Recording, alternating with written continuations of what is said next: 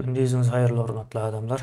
Bugün gündüz çıkmalı olduk. Akşam işimiz var. Sapara'ya hoş geldiniz. Hoş bulduk Kemine kovmuşum.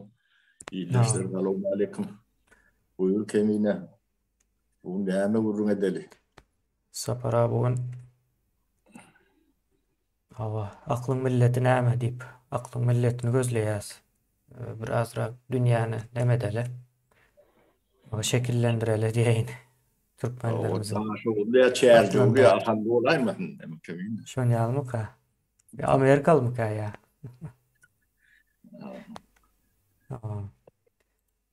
Sapara o akıl var bir tarapda, beýlek tarapda da diňe millet däl, bu taýda millet umumy nemesinde yazıldı. Munyň kommunisti var, dinindari var, dinsizi var, ýene nämesi var. Onuň çağısy var, aýaly var, erkeği var, her türlü-de. Tereziýeniň bir tarapynda şolar var, beýlek tarapynda da diňe ýekeje akyl var.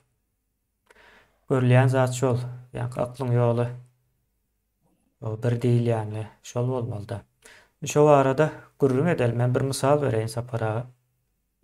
Şu gün bir habar gördüm-de. Texas'ta, Amerika Texas'ta 46 tane adam demede boğulup ölüpdür. Tır ullakan neme maşinlar bolýar, yük taşaýan.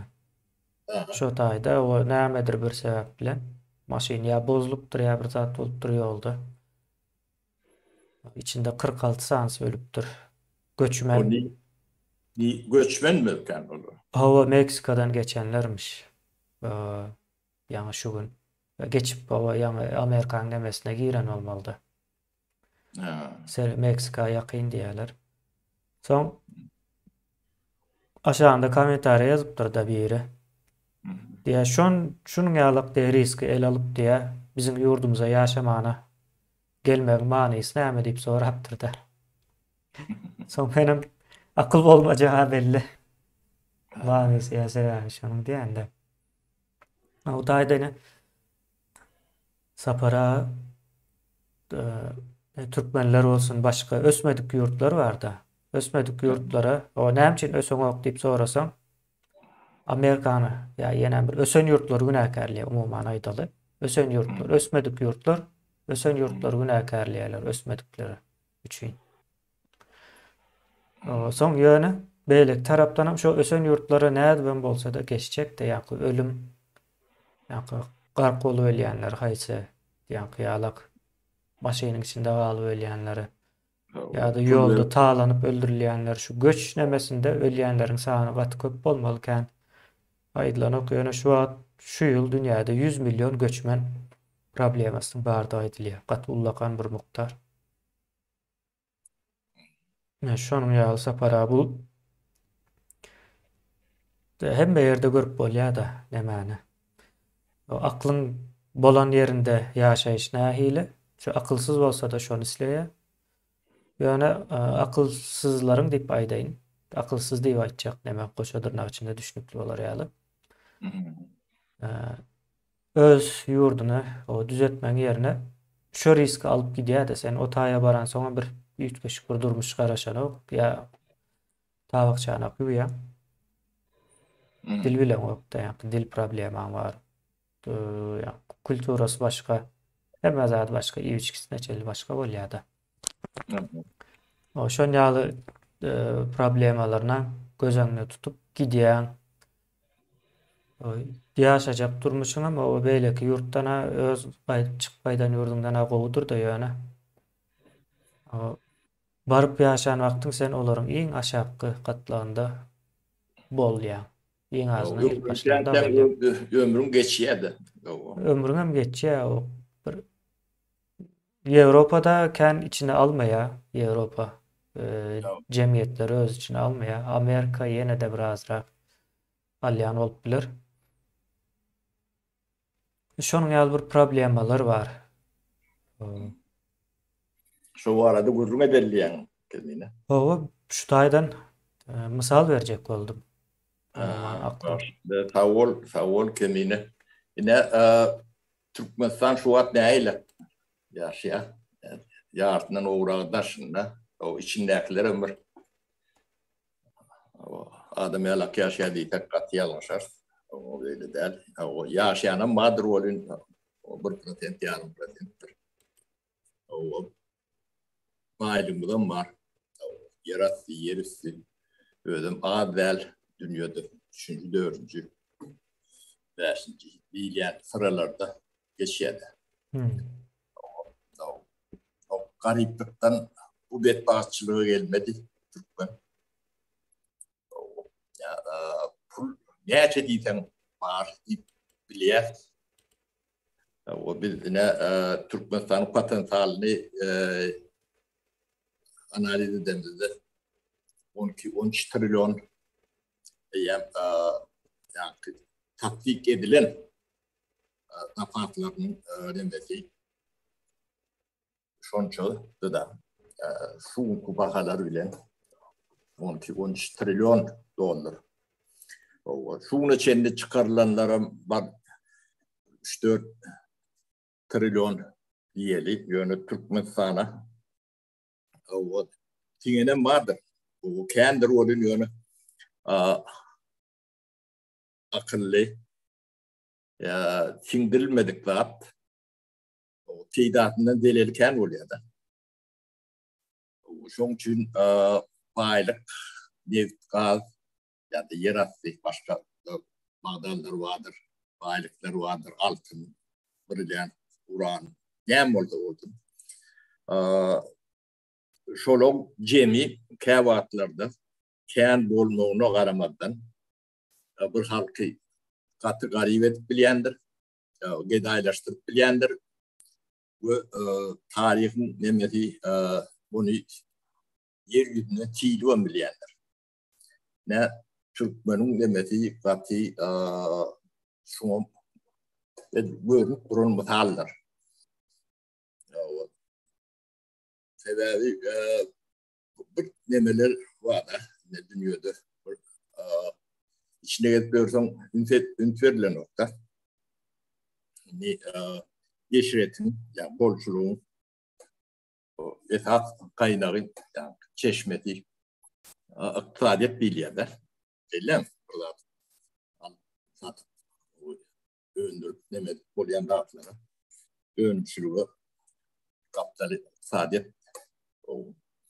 Şimdi yönü teviği şeyle de baylık olup biliyor. Altın brilliant. Yine şunu Bangladeş dağıtlar. Onun bağırlığı ne Türkmenistan'ı misal getirdik de. Ortaya misal alıp biliriz. Son ortaya da geçer. Pul yerlerine nak pul bolun devletin içine giren. Girenin nereden biliyor? Harc edilen yerler biliyor. Yine köl var arada. Kendi vurun ettik de altın köl. Altın asırda vurdum. Altın kölü var. Şu tayip 6-7 milyar dolar indirttiler. Şu adam takrap yatır. Taş tuğurum şor. O yönkütünlere mervette. Şu tayip marmali tuğum yolum kaptalım şor. 6-7 milyardan indirilen onun yanından başka işler. Bu bir yerik yaz kemiğine 6-7 milyar diyelim. İkinci ne Türkmenistan'ı avadanlaştıracak. O gaz, su, o kommunal yani kanalizasyon, ağıtı, o internet, yeni plandat geçirecek diyeyim. 10. 15. yıllar arasında o taygamur 5-6 milyar göntürülür. Hakiki manada göntürülür. Tabii onun neticesi yok da. Şu milyarlar yere giden, singlen. Yani kısmı bilen şunu boşluğun neyse oluyor. Ya ondan geçip gidiyor şeyler mi? 12-13 milyar oluyor. Onun ne Türkmenistan'ın bir aeroport deyip bir nemesi vardır. Kurun durulur yön tamamlıyor düşenlerdir. Onun bakadi 3 milyar da olaydır. Bunun boş. Onun ne Ayva'da deyip atel nemeler kompleksi o taygan 4-5 milyar. Bunun boş. 20 milyarda kalan kaçanlar öyle 20 milyarda getirirsin. Şondan Türkmenistan'a yani halka ne görüyen bir adımız var şu an. Pasportum yok ya. Dün kötüde vuran toyluyum diye alak. Ya da düştü görünümden sağın taca yok. O diye Türkiye'de İstanbul'la kim gördük dedi. O da telefon edin sonra bile başka da deme yok. O dünyanın şu an 30 yaş devlette Türkmeni ediyor. El pasportu. O hayfirinin yankılarda düşeyenli düşmeyenli bilmem yok tabii. Havarlaşma nememiz yok da. Ne bu ne hemen anladı ya? Ne kulun golunu bilen. O hakem bu kulun derler. 20 milyardı sonu akla yatıran ortalar. Yine akla. O Türkmenistan'ın vatı modu. Halkın elini pasportu modu. Yeni uçaklardan ait bilinle. Yurdun dışına çıkman hiç meteşliğim olmadı demek içinde ödünlerini görüyoruz. Evet. Yine Japonya nasıl görürler? Japonya'da yerin aşağında bir yok, adam yok. O hiç adam yok. Yönetil ne? Japonya kamuoyundan iyinin sonu ilki ne? Cemiyetçilik tuvaleti vardır. Sonra yandan geçip görün, içeri görün. O çidin metcidin içinden arattadır. Yani bunu demet deniştireyim de. Öğümde eyledi dursun. Yani aklın ettiriyen daha da ölen ne Türkmenistan'ı tuvaletlerin aylanıp kurun. Ya o yerine demet paran. Yani milyarlar pul harcı edilen şu kanalizasyonu diyemen bir kaptal tuvaleti var ya da çünkü ne diyor da. Yani siz pulunu mu yatırdınız? O pulun var eken. O gariplikten siz gariplikten betbak dolyandırını diyorsunuz da. Ya biri uğurlandırıyor bet neme diyorsunuz. Yok. Tedavi akıllar. O iktisadiyettir. Önümçülüktür. O önür ben kovu yaşap olmayan ne bilden düşünmelidir. O iktisadiyetin ne dini vardır, ne milleti vardır, ne ırkı vardır, ne dini düşüncesi vardır, ne de siyasi nimetim yok. Men çet mental men neme. Hiç saat dinleyen o. O hiç adam dinleyen o. Renkem nemedir. Aklın hiçbir nimeti olmalı. Bir de şu düşünce dinet düğünden yok. Neyse yani bay ortak yani atmanımızda neyse duru ortak aydınlayan da atların emretin cebini bir yer getirecek olayanlar kendine atmanımda duru diğerler oturuyor oldu.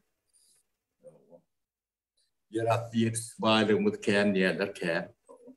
O da nemesi yok. Yani şol neyse duru olunca da neyse bay olunca da sonuçta da garip olup olayanların mesela şu tuğutnaması kendine. Açık tuğutnaması. Berde oğurluk neyme değil ya olun. Akıl olmadık yerde hem de adam oluyor. Oğurluğum olur.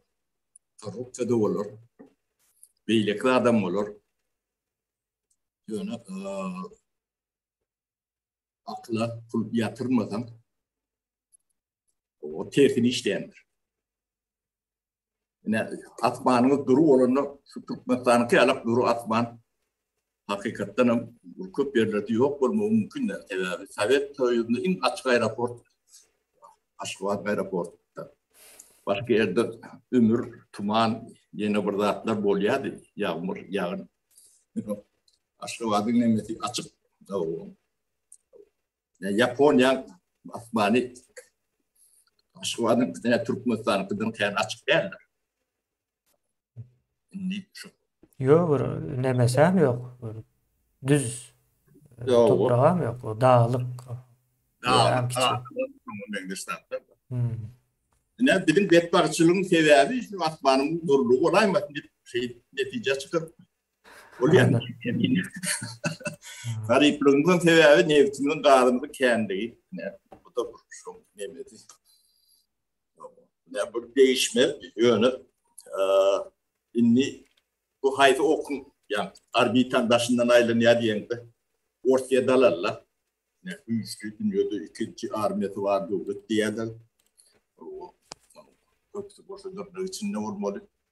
Ne ortayadan 30% yani teritoriyası var. 30% halkının yani vada pravodu yok da. Tuvalet öyle.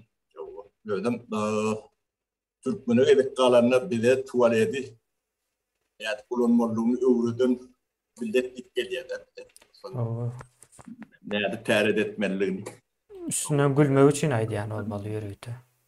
Şey diyorlar da, önlemeler. Yani Türkmen sanına yani 30%, 30 değerler Türkmen sanına belki 80'dir, belki 90'dır. O bana provodun nemeti yoktur. Yönü bunu seyretmeden içe mişin yeni ala edip o da paravod kanalda turbolarını yere gömüyorlar. Şu taydır gömen son su ödü nemetmelidir öyle. Yani şu akıllıyla dağın nemediğini düşünmeniz için aydiyatlar bunu. Tuvaletiniz, dağınız var arada gururumum yok. Onun medeniyetini deyip başlayandırlar. O dedim. Büyük medeniyetimiz var. Değerimiz, desturumuz var. Medeniyet tuvaletten başlayandır. Ama ben yoğun kan ayıttım. Gügiye nasıl olmadık medeniyetin medeniyet bolmanına da nemeti yoktur. O tağılgam şonundur. Japonlar ne dünyada imkanı yaşayan millet kemine. Uzun yaşayan. O uzun yaşlı. Bu da atılan hem mecazının tevevi var. Arkadında akıl yatar. Solar ne dağışta o adalarda yaşayanlar da solar. Hiçbir yani teviği taraftan bir demesi yok da. O ne ki adam ne şu Türkmenistan yalak, İran yalak, Arap devletleri yalak devletleri demeli. Beş altı yetteki kilometre geçip getirdiyenler. Özüm son önümlerini 10-20 metre bakaveden iyiden satacak. Aklım nimeti bilen akıl tadım tapavdı. Şimdi ben bir kavur misal getirip vereyim. Apple'li bir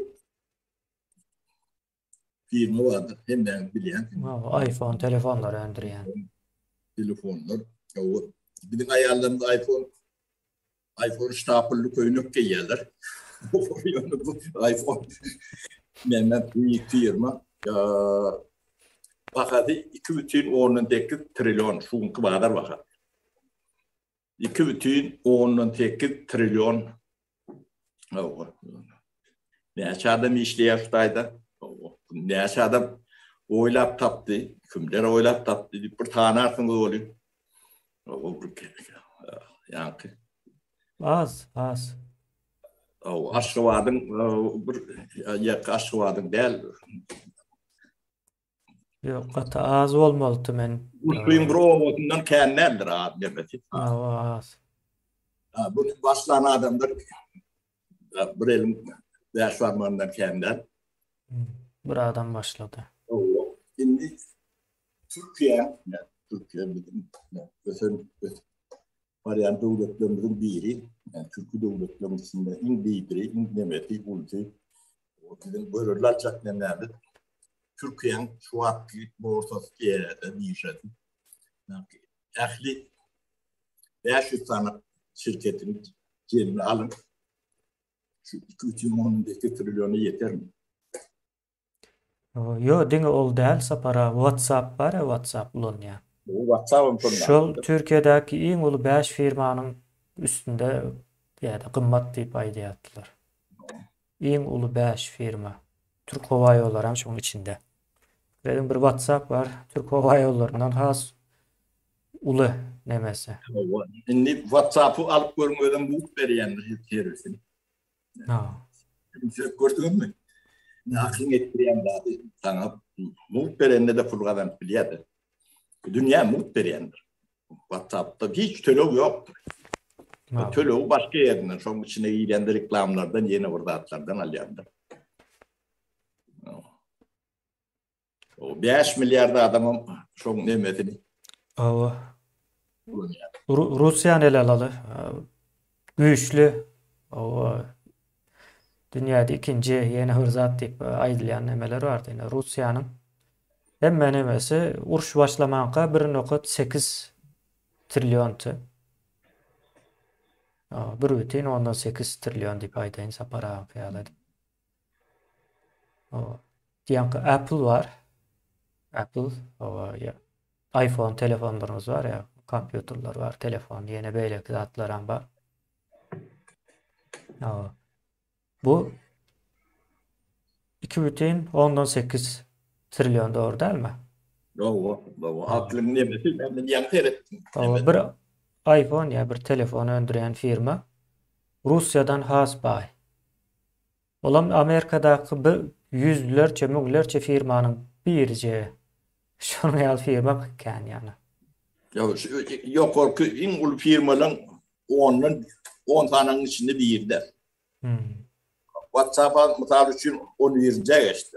Demek 21% da demek bakada aşağı düştü. O yetkili kalır demek yok. Onun yönü şu mümkün demeti. Ne sorun dini olan oldu.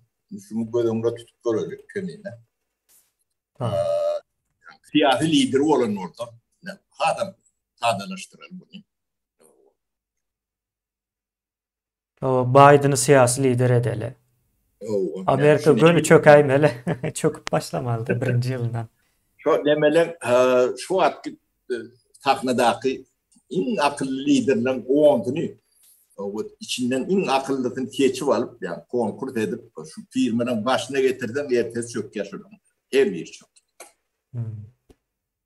Yine bunu hemen anladı ya. Dünyadaki bulup geçen bir parçalıktan.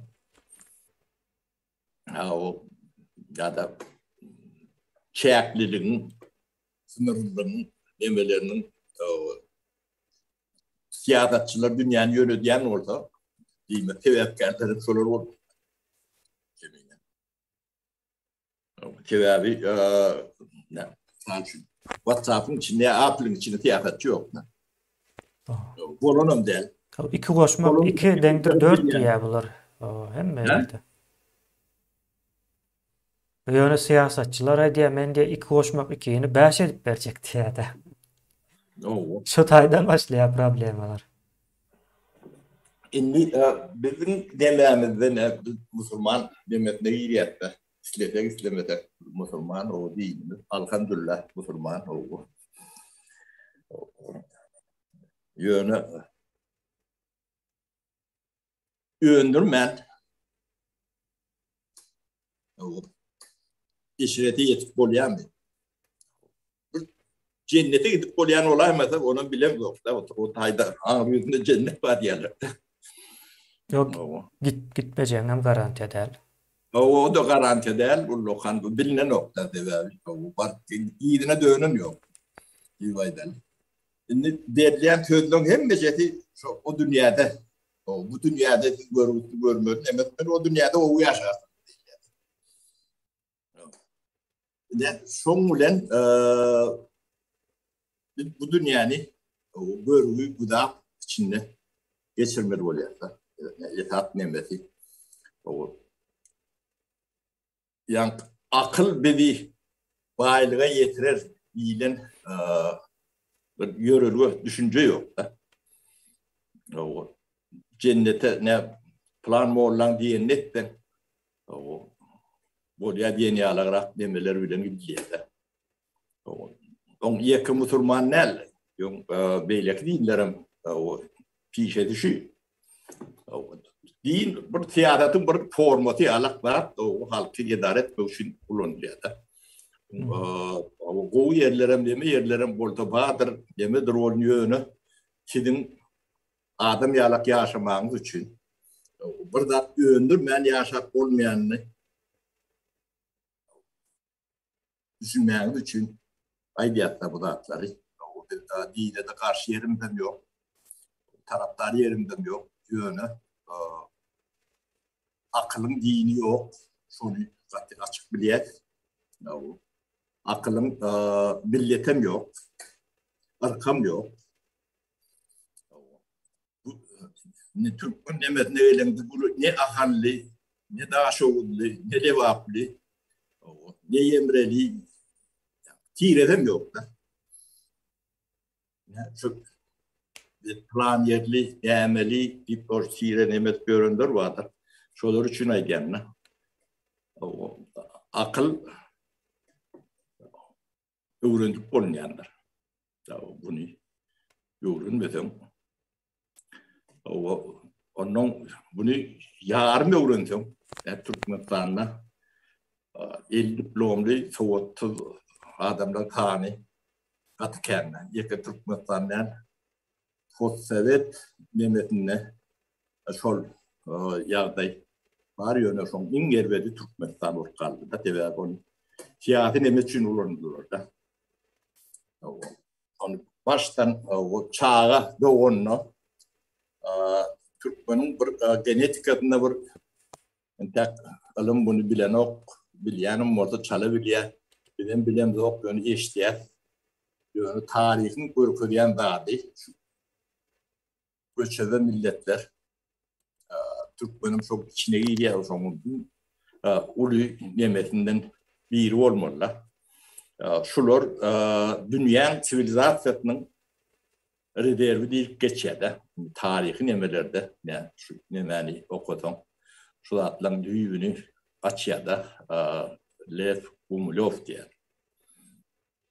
o yakın bu yılın şu atkı doğurum nemeti değil yani 4-5 binlik yılın tarihinin nemeti suutnaması ilk şunu dile getiriyorlar da dönüp şoma karamadan eline baylık verip onu tardı değil. Adam sanına demeden de Türkmenistan dünyada en yukarıdaki sırada olmalılar.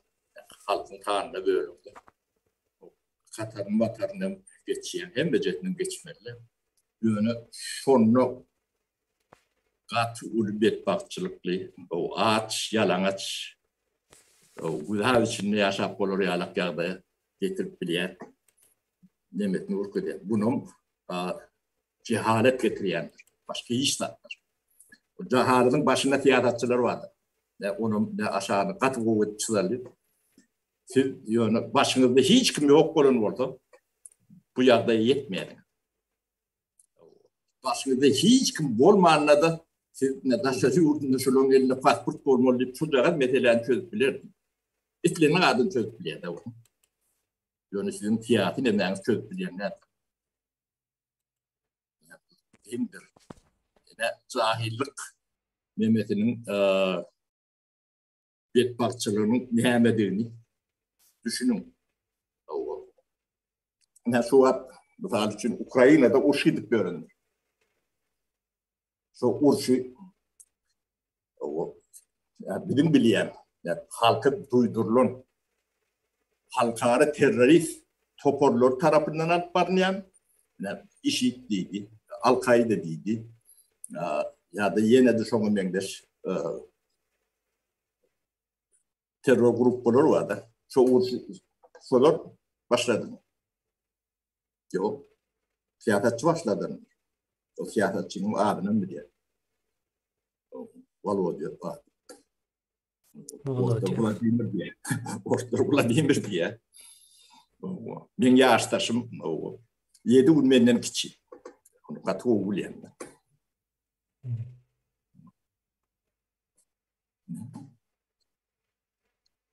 Yani adamın solon pulon var. Garip bir nokta. Yerim var, yer dünyada imkan adam başına düşen yerli dövdü. O yer hakkı bağlıklarım var. Yani halkının 30% nemediniz, Vadapurova su yok, 20 çatır. Yani betbakçılıklı şu taydadır. Aklın değeri, bilmedim, bunu nerede ölçek olayan, ölçemem olan nokta. Yani yeket metal, yani korrupsiya arada görüşülendirken, vurgun edilendir, siyasetçiler ödüm. Çok tuğurumlar, nemeler, hatam beter. Fakat jurnallar bilen, propagandalar bilen. Şimdi şu köylü halk görürler. Belki korrupsiyonerler Türkmenistan'la. Onun yaşıyla şu köylü tindirilen pulyalı uğurlar bilirler. Yok. Bu bir tiyadatçı karar vervat etti bunu. Bunu anlam değiştirin öyle. Siz şunu yaşap gördünüz, görün yok. O da bir kim? Sizin adam değil mi? 4 milyon diyelim. Var mı yok mu onu bilelim. Çünkü adayım şunda. Yaşadığında bilen yok. Vay olacak diyeyim. Yok. Ne olacak bunu? Hayır. Tüve. Bağıt eşret bir müdamı getirip bilen yok. Kersine getiriyen vakitlerim bu demek ki ben aklım olur. Yani şu an o vantlanar görümde. O vantlanın teritoriyatında. Yer hattı varlıklarını emedi. O vantlanı yıllarda toynuktan görüyorlar edip biliyordu. Akıl yok.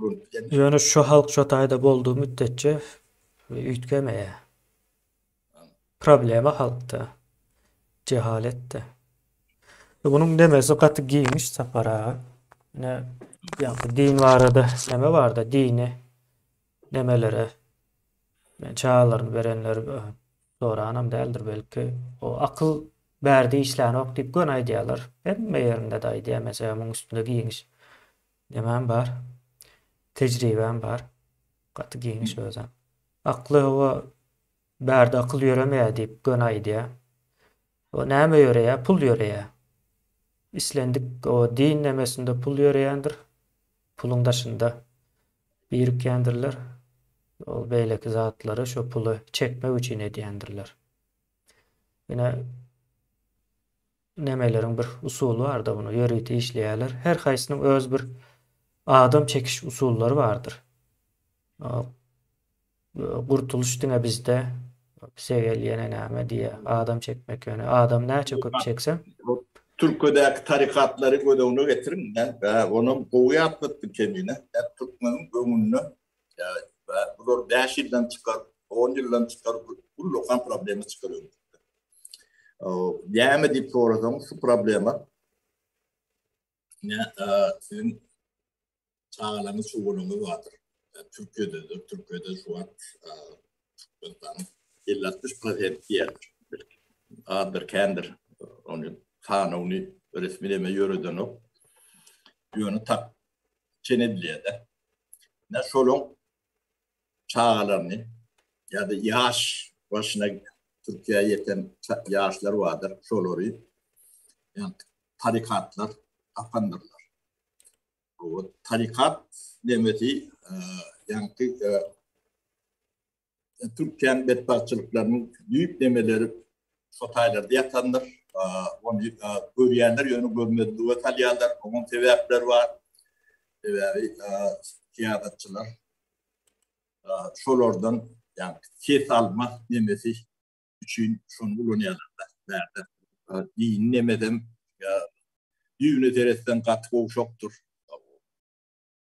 Maddi nemet nesereden de katı oluşoktur. Son siyasi ses alma için tarikatlar ayağı üstündedir. Son ulanıyandırlar. Olarım yani geçim nemeti düp nemeti şu siyasata bu tütlük şoları peydali ya zelelli olma nemeti şolun ideyalarının nemetinde yakırda. Bu din bilen işi yoktur yani dine sömürülendir. Bu dinin önünde edilen bir ulluhan bir benim fikrimce katı ulu cenayet din bilen işi yok. O da atlanıyor. Dinin adından edilendir. Dini karıştırıp edilendirler. O din o da atları şulun ediyen de atlarını o din talep eden yerim yoktur. Yani bu da atla gelip çıkışam Türkmen'in üniversitelerde okap diplomal şey alak da bilim alman diplomalının demeler. Şular men imam diye o iman ne derecede imam biliyor da cehalet düğünle cehalet yatır yönü ticaret bilen o neme bilen karıştırıyorlar bunu. Yani, Türkiye şu ulukan problemi şu adam problemi var. Ya gelecekte bu adam ne der? Ne Türkmenistan'da da şu tarikat da korkak diyen de ne köp adam korkak diyendir. Yani yalan şu korku tarikatı yani Türkmenistan'da kurulan nemen adi doğru olmuyor neme ah vermeli orada. Korku tarikatı tarikat korku. Yalan da korkan yalan. Sizin demenizde başka da var. Ne? Onun ne aydık geçtik kemiğine. O sorun oldu ya yanlış duruyor diyen oradan sorak bilirdim. Sapara yankı o aydanız doğru inandırılıptır. Seha şol nemelerde inandırılıyor. Refleksiyalı olup çıktırdı adamın nimetini. Fikir Başka edemeydi o korkken ya. Ya fikir etmeye yağdayım yok. Türkmenistan'da fikir edilende de bu tütlük özboşluk ediliyor da şu derece yetem. Yani bu cemiyetin ketellerinin derecesini anladı ya da Türkmenistan'ın cemiyeti katı ketel. Yönü şeyle becer korunu büyüğünün tekiller təldə nemetmeden bu ketel anladım da nemetmeye de. Yönü deleli gelmeli yalak. Ağır deleli gelir yalak kıraat uyuşurup təldə netil yetiştirmeden Türkmenistan'ın nemeti. Ben o sapara nemeni gurrun vereyinde. Ne? Bir zat vardı. Komünizm bilen men şu dini gatı benzeştiriyen, iksem cemiyeti pasivleştiriyor da. Motivasyasını öldürüyor. Nerede öldürüyor? Geçen bir vurun veriyor. Ya komşusundan vurun veriyor da. Şunyal zatlar veriyor diye. Son. Şu zatlar diye dinledikçe diye bu dünya bilen hiç iyi işim olmuyor diye. Hiç zat kızıklı değil bu dünyada deyip şanyal bir netice O adına o neyme da? Yo din. O neme görüyorum işte internetten. Sohbetler diye de şu din var da bir zatlar düşündüren olmadı. Belançı molla yine belançı deyip. Araz bu şonun yal bir neme varsa o tayda hakikaten pasivleştiriyor. Yine bir misal vereyim. Müslüman yurtların yani din bilen yönetilen yurtlar deyip aytsam olacak ya da cemiyete o devlet siyasi nemesi mezatı din bilen bağlanışıklı olan yurtların haysısında bir teknoloji öndürülüptür. Var mı?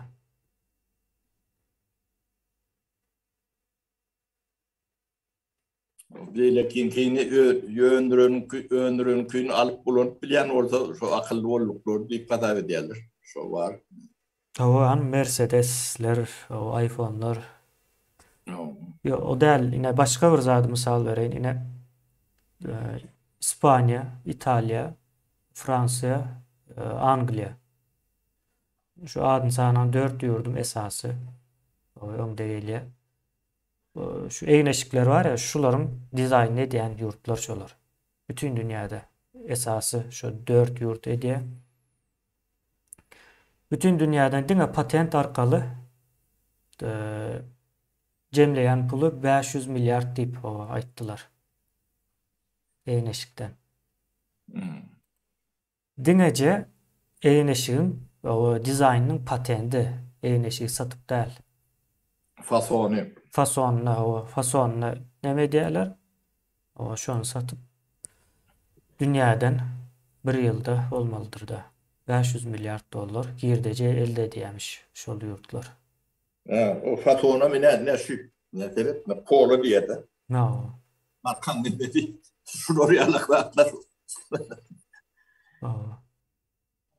Ya iPhone köýnük bir şey alak Türkmen'den iPhone stapel. Şonuň ýaly bir nemeler bardy. Bu zatlar diye etme diye sen barby cennete gidýän diye. Onun için etmenge gerek ýok diye soň pikir ediň şu bunu esasanam şu aýallara uly täsir edýärler şu neme arkaly. Şol aýallaryň siziň çağalaryňyzy ýetişdirmeli, akdyklaryňyzy, çağalaryňyzy. Şol ýetişen çağalar dawa Gurban bolup ýetişýärmese başga iş zat bolup ýetişen ok. Gurban ulu men tek bulun gowsudur. O en gowsy bolmaly, ondan beterler.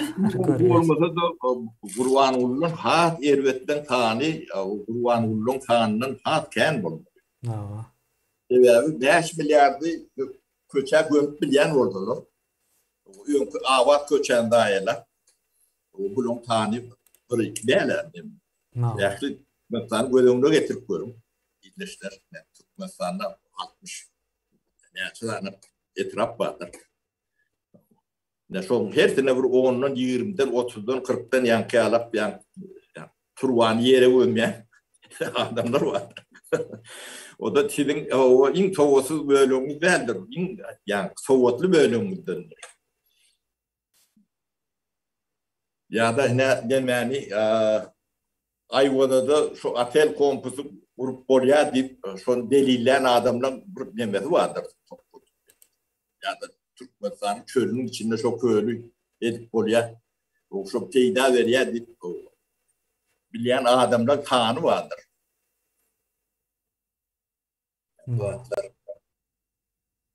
Siz içinde yaşapıyorsunuz bedbahtçılık. Ödüm sizin yeteriniz. Aydan gelip bir yerden ok ya da Amerika'dan gelip bir yerden ok. No, indi komünizmden nähil bolsa para. O komünizmde de hiç kim baý bolmaly däl. Hemme kim deň bolmaly diýdi. O size de hemme zady döwlet paýlap berýär diýdi. O soň döwlete nerden gelýär diýlen soran adam ýok da. O döwlet näme zat ol? Döwleti taňrylaşdyrdylar da şo taýda. Komünizm şoldur. Döwletin taňrylaşdyrylmagy ýöne.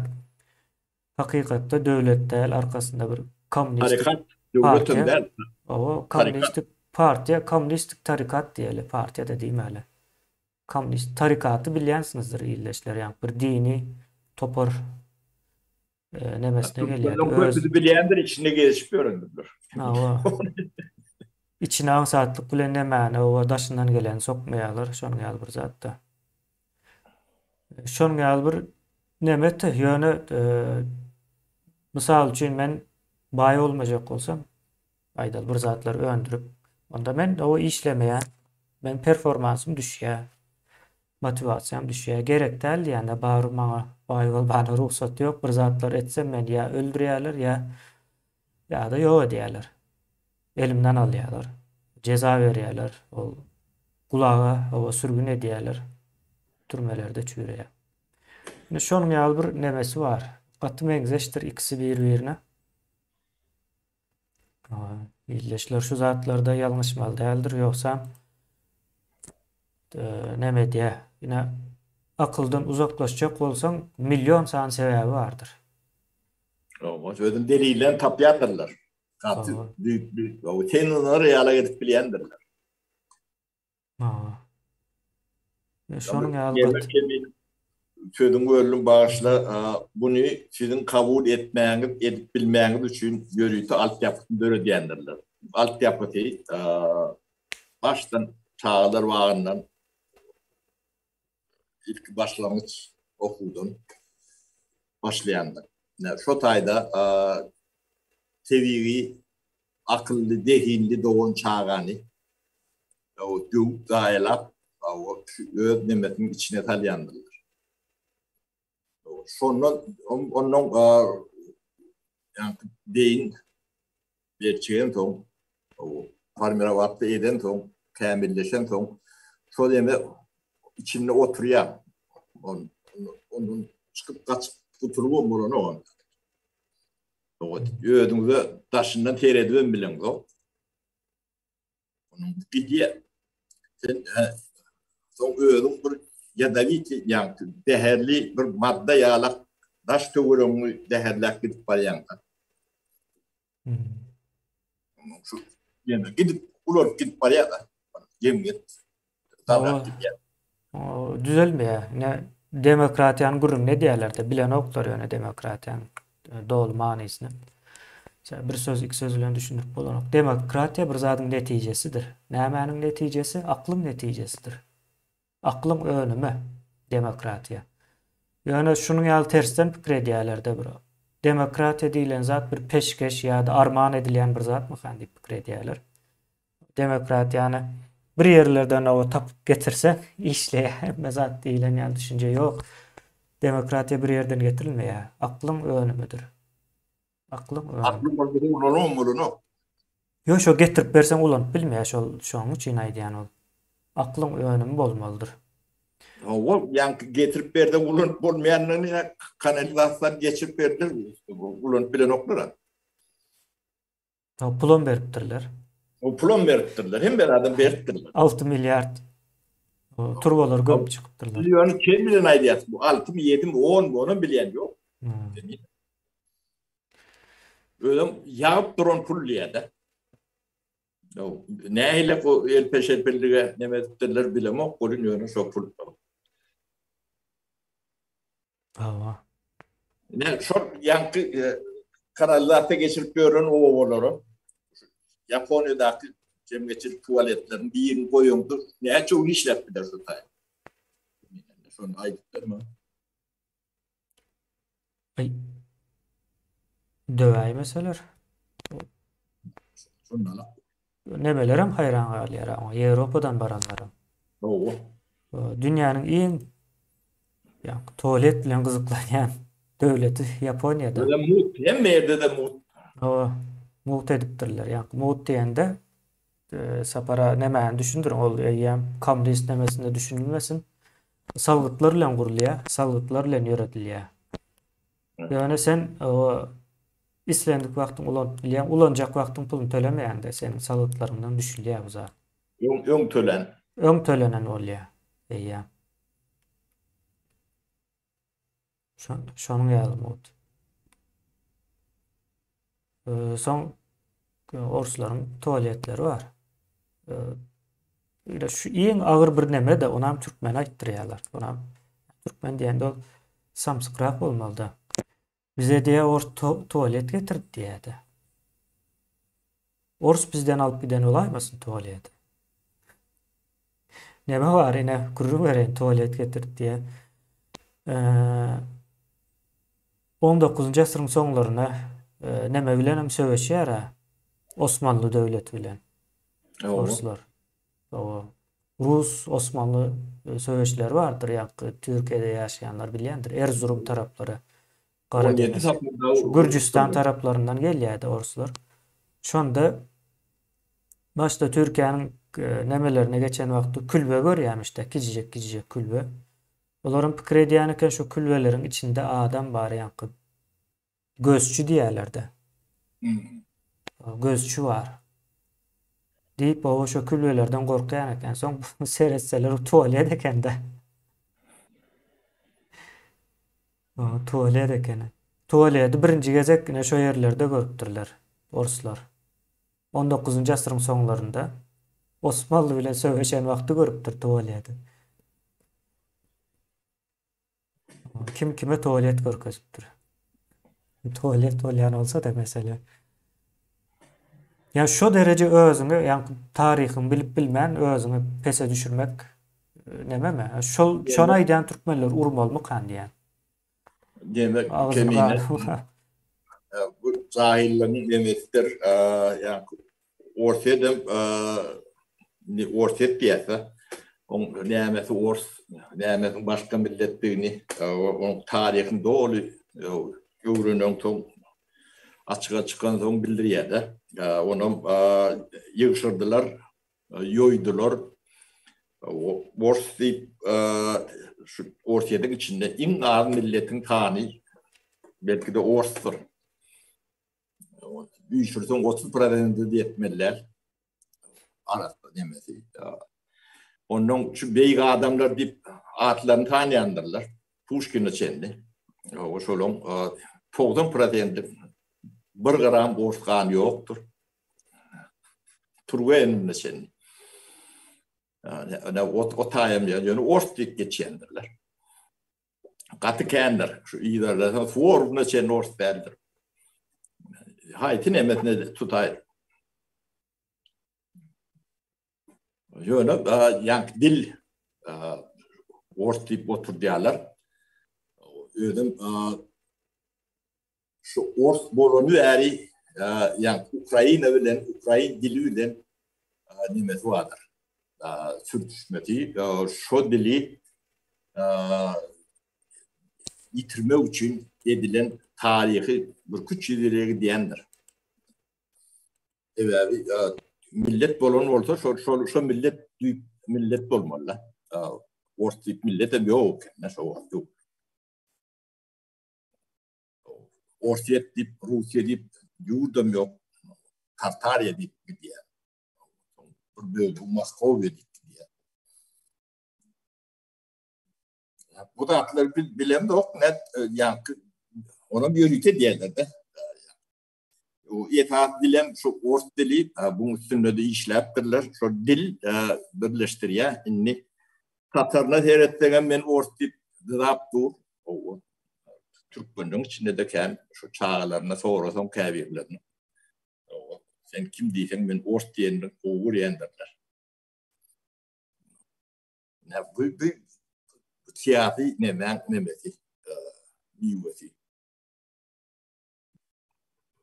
O Putin'e bu orta meňden ýeri ýok. Hakatyň kimdigini ejetiniň ýadyna düşýän bolsa bilýändir, bolmasa onu bilýändir. Köpli şeýledir milletler. Şu ýokarky ýanky häkim sürüji nemelen taryhyny köpüne teretden şular o hakalarynyň ýa ejeleriniň nemedigini kimdigini o şu gururluň öz ýadyna düşäýmete bilýänlerdir. Köpüm çöpdüýüdür. Yani Türkmen demetin tesir emedende de şeýle geçýändir köpüsi. O hemmet däldir elbetde bir epetli böyle şonda alakdyr. Ýa-da o hakatyny kimdigini ejetiniň ýadyna düşäýmete biljek manasy ýokdur ol. Kılaban arşivler tuğ dediýär.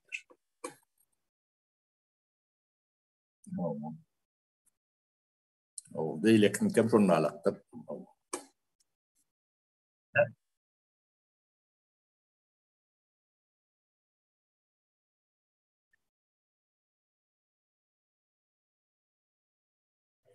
O ähli ýeken ullal haýadyna da sakaryna da o tawalaryna da hemme ýerde.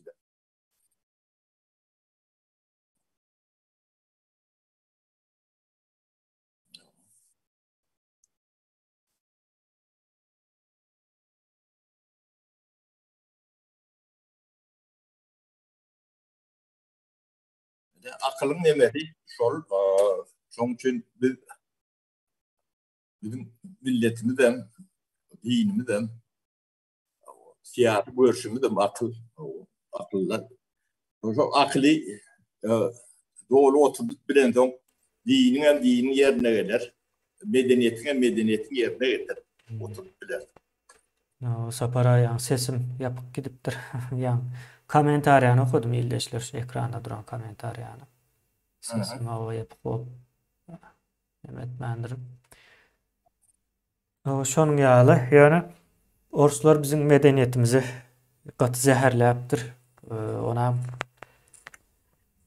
hamaly biz etdik diýädi. Hemme zady biz etdik, siz ýokduňuz. Şükredin, sabır edin diýilen ýaly bir siýasat öwredýärler. Yo, kemine bir başlangıçta yani emede bir arbitan keçip bolurdu. Yönü sen orsun arbitatına 130 yıl aylanıp dursunlar. 150 yıl, 130 yıl, 140 yıl.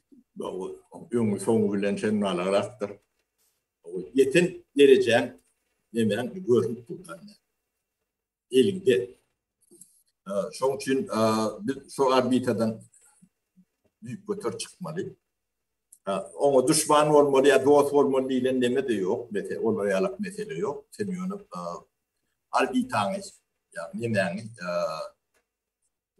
dogry seçmeli. Sen şoň ganatynyň aşagyna şondan üstün bolup bilmeýän, oňa üstünlük görünüp durýar. Sen şonala bolup bilmeýän. Şonalak bolundudur. Ursiýetin ýagdaýy bir Moskvany diýen goýdugyny getirmän. Şondan 50 kilometr, 100 kilometr çykanda Ursiýetin näme şu taýda görüp bilýän.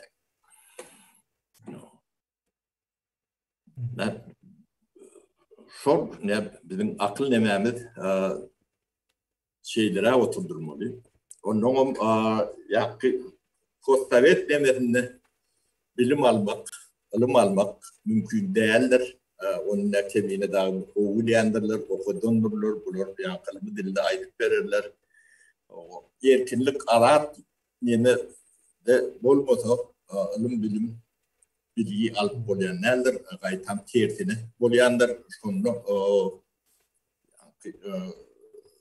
azat değer yerde alınan bilimin ters işleyenli durmuş görýändir. Bolmasa şu sizin köçäňizi gadyp turup atyp ýörelder bardyr. Şoň içinde injinerler bardyr. Ýöne bilen men gys gaýdyp aýdyp beren sapara ýa erkin bolmaýan ýerde bilimiň bolmajagyny. Ýani bilim bolýar-da ters bolýar. Bunu Ýewropalılar keşfedýär. Birinji Dünýä söwüşinde. Birinji Dünýä söwüşinde Ýewropalılar keşfedýär. Erkinlik bolmasa hakyky bilim berip bolanok adamyň nemesine kiçeldýär. Ýani motivasiýasyny kiçeldýär, potensialyny kiçeldýär. Olam näde üns berýän bolsaňyz muallimler ýene nämeler bardyr. Şu kiçijek ýaş çağanyň derejesini peselip gurun edýändirler. Yani hatta fizik nemesinde mesela ayakta dursan çağdan beýikde durýanda ýokarda. Şu çağa bilen gürleşjek wagty çağanyň derejesine peselip oturup gurun edýärler. Hemme zadyny biledýärler, o düşünjek bolýarlar. O näme etmek isleýär, näde öwrenmek isleýär. O diýilen ýalyk bir nemäni keşfedýärler. Ona Jakotot diýip bir neme bar. O giňişleýin gurrun berip durmaýyn ýöne. Şolar keşfedýär. Molim näçe az güç ýa molimiň bir güýji bar-da netijede. Men molim şonuň üçin şunu etmeli däl. Men dinlemeli, ýene näme diýip ulanýan sözler bar. Şo molimiň güýji. Ýewropada şo güýji azaldyýarlar. Şu güýji azaltdykça da her bir çağanyň öz aýratyn ukuwy bar, şol zat öňe çykýar. Ýani Sovet nemesinde hemme yazmagy öwredýärler, kitap okumagy öwredýärler. O zatlar kyn däl. O çağa ona ýa 5-6 yaşında öğrenip biliyor o zatları. Şu zatları öğrediyorlar, ondan sonra senin başına çizik çiziyor. Sen eyyem o şu dine kitapta Hani böyle yazılanı Muallim'in aydanını biliyorsun, onun dışında fikirlenmeli değildiğine biliyorsun da şunu alıp yetiştiriyorlar. Sen özün bilen galip bu. kadar yazar. Galip değil ya bu. O galiba o salyalar son galipten çıkıp bilen o yankı ösüş yok da Sovet dövründe kurulan cayların emmesi bir menzeştir. Emmesi bir menzeştir. Men Amerika'da o nemelerin Chicago, New York'un daşındaky ulu şäherler vardır. Şolaryň daşındaky şäherler var da yerleşikleri. İki etajlı Amerikan öýleri vardır bilýäňiz, gözüňize getirseniz. Şolaryň hiç haýsy bir-birine meňzeýän däldir. Ýöne mesem iki etajdyr, ýene nämedir. Her kim özüniň isleýän bir dizaýny bardyr, şonu edýändirler. Nereden gelýär o zat? Yetişen wagty, çağa wagty dürli pikir edip yetişýärler. Şonuň üçin her haýsynyň öz pikiri bardyr. Bizde şu komünist nemesinde yetişen üçin hemmekim bir menzeş eýneşik giymekden utananoklar sapara. Başga ýurtlarda neme diýen eken bir gezep şu Türkiýede de şonuň ýalyken de ay ýanymda bir bile okuyan nememiz bardy da. Diýdi ay meniň giýen zadymdan giýip gelipdir diýe bugün okudan ir çykjak diýdi. Gitti de şonda. Ya halany okuyan, meňzeş bolmagy halany oklar. Bizde Tersine. bizde tersine, bizde iPhone stapl çıkıptır diýip goňşusunda görýär ertesi gün olamam ki. Meňzeş bolmaly däl, gaty howplu bir zat bu zat. Tamam. Mengeşe parar etmiyorlar. Görünlü yalak, korkar yalak. O mektep forması. Mektep forması dünýäniň ösen ýurtlarynda ýok diýen ýaly. Yok. Mektepte. Yani çağalara forma giydirilen o. Orada da yok. Onun yani tertip demeleri erkin ne Şuvet delen mektebinde ne gimnaziyalarında ne ilk kaptanında gimnaziyalarında kemine. O ilki vurulmakan plakat neme koyutturlar. Kuşsuz giyirilen gimnaziya deyip yazılan. Kaptanlarında. İçine çağalar kuşları çıkarıp arkayı göre yerlerinde oturuyorlar. Hiç neme rahatları yok. Arada içiyor elbette. Oturanlarına da her kime bir parta yani neme de yok. Çok yerlerde. Tegelik sorun başında üç yerler oturuyorlar. Bir yerde oturan var, neme de oturan var. Adam arkayı çağalık demedinden öyle bu neme katı bildiriyen eken kemine şu sadığa gidip başlarına neye bildiriyor da çağlar tehdit ediyen nartları. Ben aklım var da şu an buraya yaşadım. Geç yatla gidip görüyorum 4-5 ay. Arkayı hiç ben ilk bir ay yarım ay o ağran ol nemeden ol nılgak gidiyor. Yönü tehdit ediyor da. O arkayınlığı öğüdün alt başından demetinden.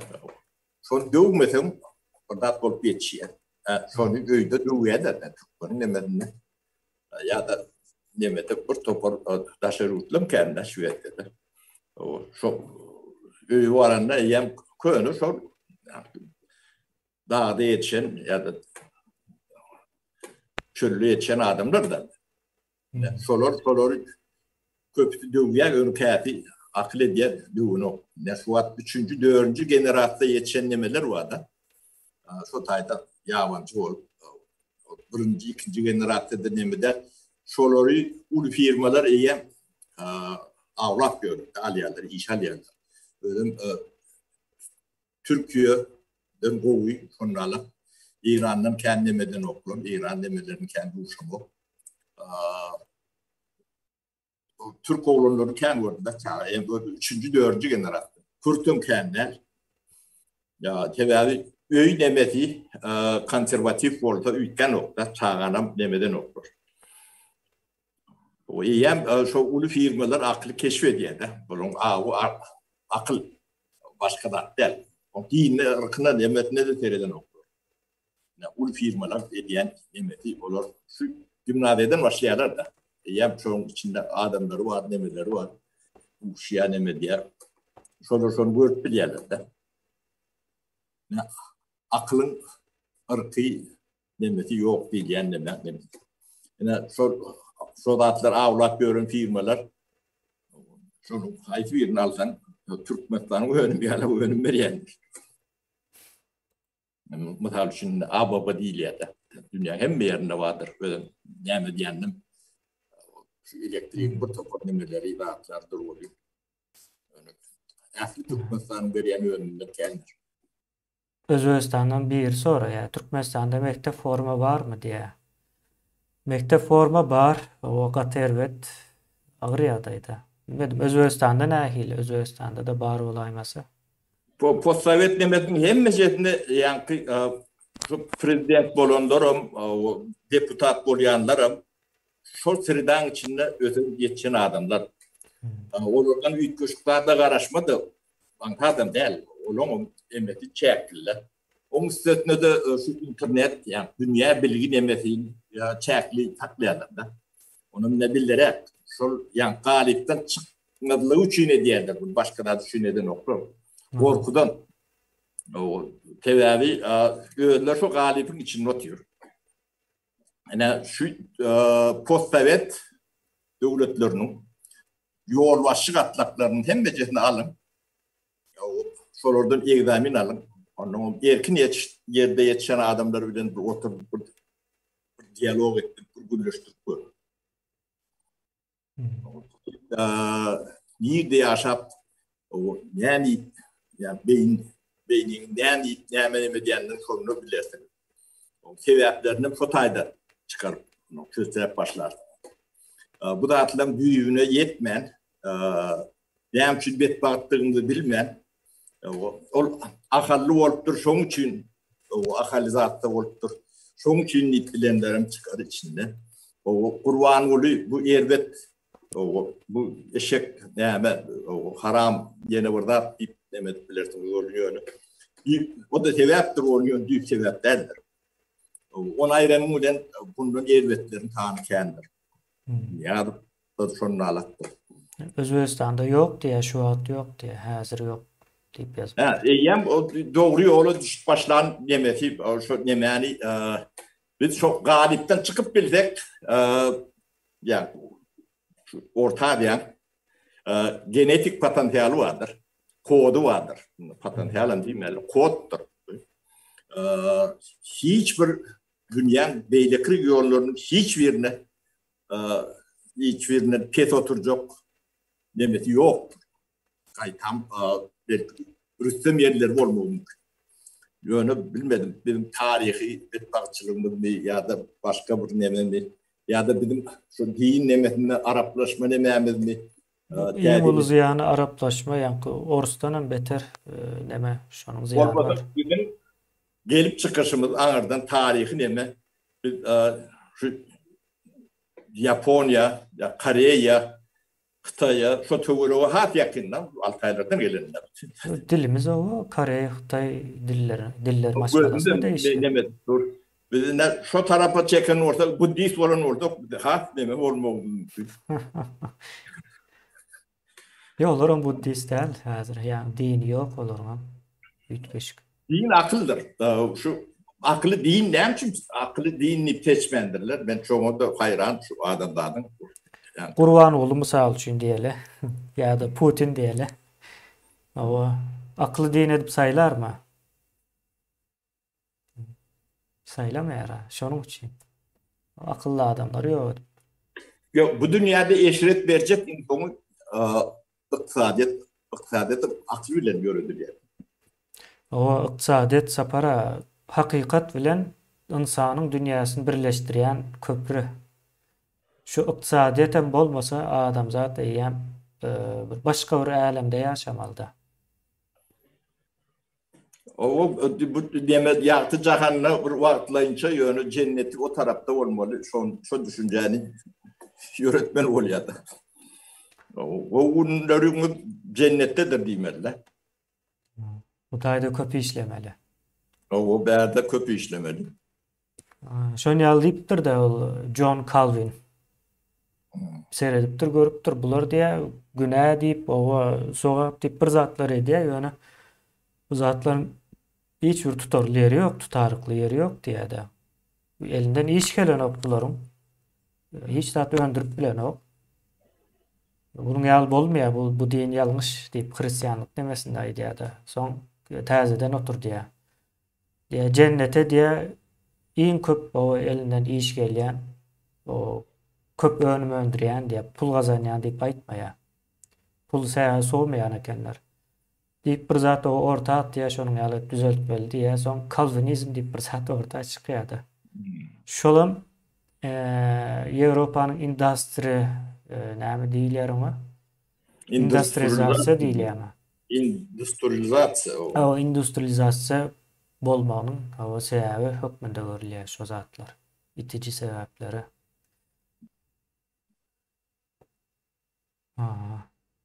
Şonuň ýaly kyn. Demir kemine biz siýasatdan çykyrak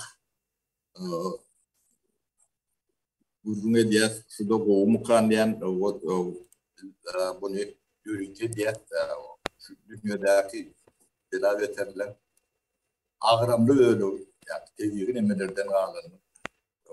Köpüsi wetaty siýasatçylar nemetinden gelýändir. O siýasatçylar hem aklyň bolmaýan ýerinde çykýar.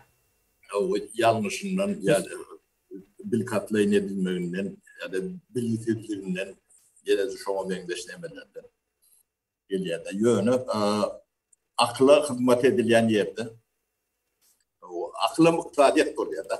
Köp ýerlerde faadiýet siýasy demetri ýok boldy. O siýasatçylaryň ýoluny bildirip nemedýändir. Şoňa çyra tutýan şo iqtisadiýetdir. Ulu firmalar ne şoň üçin bardyr siýasatda gaty täsir edýändirler. Ne Türkmenistanda öndürýän güýç diýip aýdaly öndürýän adamlar agramy barmy? Ýa-da portny diýeli, ýa-da awraý. Medeniýetiň içinde de ýokdur netinetten görür. Kim ordu var? Men prokuror diýen ordu var. Men KGB diýen ordu vardyr. Ýani şu öndürmeýän güýçlüň demekdir. Ýani men milisiýe, men elimde hukuk var diýen adamlar şolaň hiç biri ýani kukurdyň çöpüne öldürýän nokta. Diňet ýani patriotik ödem sen öndüren adam bilen kazanan pulundan berýän halgydyň hatabyny ýaşamaly adamlar sana hyzmat etmeli adamlar. Ýöne çertinedir, sen o şoňa hyzmat edýän. Sen bir boklu milisiýa aeroportda para berip ýurtdaşda çykýan. Boşun ýerine näme diýje. Düzeltmeli ýurdu. Jahilim aňyr başı, ýöne ýurdu düzeltmeli adama sen o para berip gaçýan içinden. Aylan örüp nere varjak diýär. O şoňda boyun egmeli. Türkmen ol bir soru berýär sapara nemetmen kabe okaýyn. Türkmenistanda çaltyrak aýa galdyrmak üçin diýe nähil ykdysady bir neme ýöretmeli bolar diýip soraýan bolmaly. Şu akly orta goýup, o erkinligi bersen, halkyň özi o ýoluny görkezsem, öndürjek adamym çıkar sebäbi Türkmeniň nefsi bu da bir aýratyn bir tema. O beýleklerinden köpräk bolmagy mümkin. Pul gazanmany gowy ýa-da tiýnetdiň bilen. Temine dasta urungy tiýnet pul boldy bolýandy. Pulum erkin bazarda gazanma mümkinçiligim bolýar-da. Ondan özi düşünýär. Men şunu bilmesem, men oň bilen bahtaşlyk edip bilemok. Onu iýen bilemok, öldürben bilemok, ýakban bilemok, o kanunyň gorýar. Ben şondan bilgili ürsem bolmasam o kan gadan jedip bilemok. Diýilen yani ben bu primitif nemelerine diýen bu elbette durmuşda bu beýle bolup geçenlerdir. Onu şonalak şert demeden yani taşa yurtta işleşip nemet kulvadan gördüm ben. Oğlum nemelerde işlep öğrenimlerdir. Şert nemet gören son açık bağlar faaliyeti devlet şunun yönündeki tefsirçiliği ayrıyandır. Onun sıra tutup bilendir. Yani etati uğurları şu tayk yani gerek olsa yani subvensiye veriyendir, o teşvik veriyendir, kömük veriyendir. Şol oraya devletin öz regulier iş funksiyonu vardır. Devlet regülatördür. Cemiyetin özünün içine akıl talan son o akılım Türkmen'in içinde defisit olup bilir başta. Onun için bir şu tayda akıl, rahat, o kepilli, yaşap işlep bilir yalar etti. Taşadığın eliyen pulun kepilli, ürünü tertibi, beyleki yerlerden rahat olur yalar etti. Dünya pulun gelir, şu tayda aklım gelir. Son için bir yani bu millet demetinem ortadan ayırmalı, din demetinem ortadan ayırmalı. O akallı, aşoğudlu, nemeli, medeletinem ortadan ayırmalı. Başka bir kıyafı görsün beyle ya eyle odatlarım ortadan ayırayan aklım yolu birdir diyen. Şu tiyatatın uğrat bildin, Türkmenfan tanımardın onun eşek. O yönü yani yere turbo görmeyenlik yardayları ne dersin?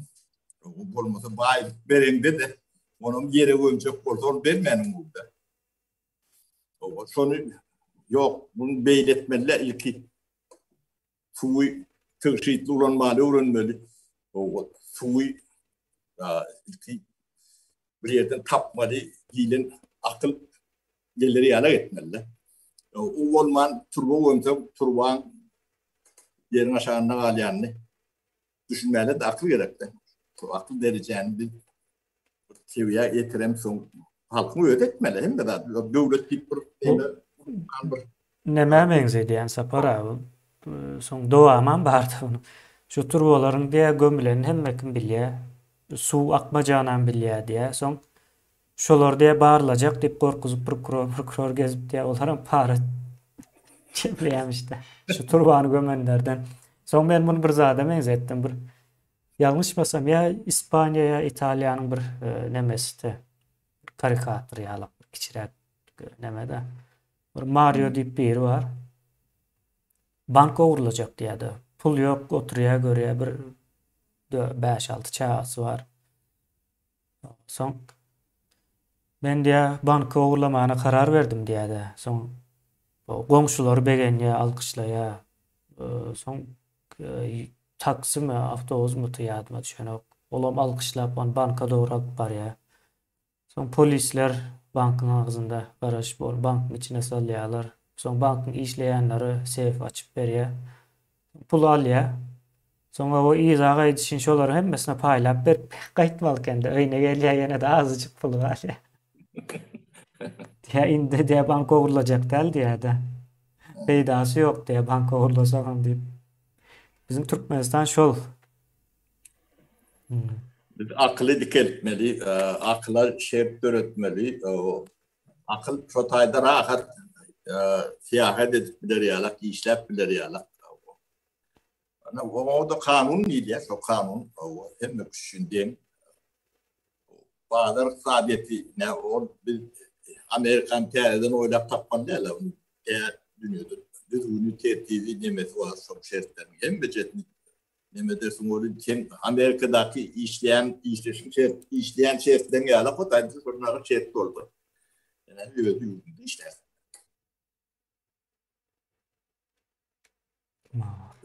Hükümet insanın akıllı bir yerik demedik şunu promotörlüğünü edip biliyede. Şu işleridir. Bu topor bu da atlan ilmi bilmi nemeleri vardır. multiplikator diýilýärdi. Demän emetinde şol bardy. O bir multiplikatorlaň edýän nemeti o düýp demede şo taýyk döwlet ýa bank ünsünü köpürek berer. Onun şoň öýle daş döwrüňi yüzlerçe, miňlerçe neme döredýändir. Ýan tenagatyn döredýändir. Ne çok Badar iqtisadiyatynyň görünmeýän ýerler diýen bir teoriýasy bardyr. Şol atlaryna gydyklanan özünden udatlar çözülýüni gözüňe getir. Adım Aklım ýoly hem ýerde meňdeşdir.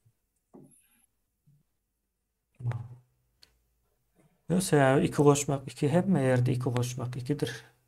Kommunist bolsam neme bar? Özgür Demirtaş diýip bir Türkiýede ykdysadyatçy bar gaty.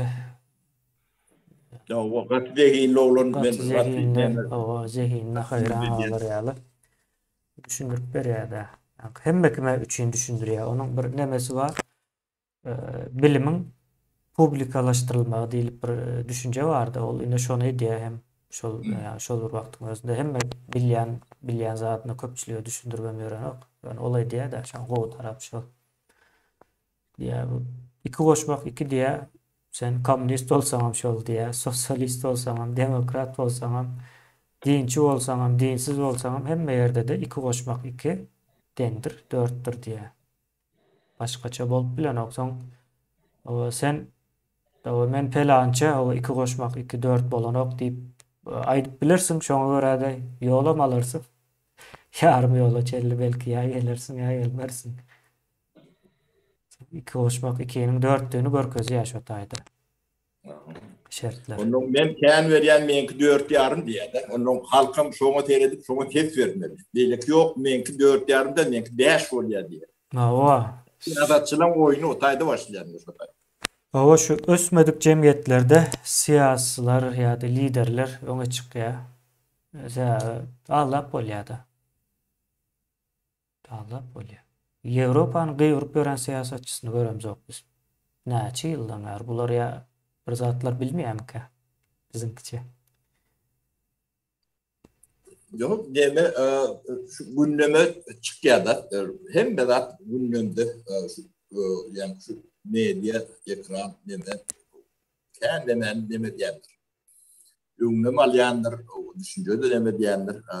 Sebäbi şu biziň aýdýan zatlarymyz bar.